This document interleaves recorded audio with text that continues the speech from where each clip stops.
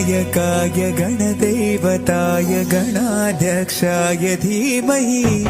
गुणशरीराय गुणमण्डिताय गुणेशानाय धीमहि गुणातीताय गुणाधीशाय गुणप्रविष्टाय धीमहि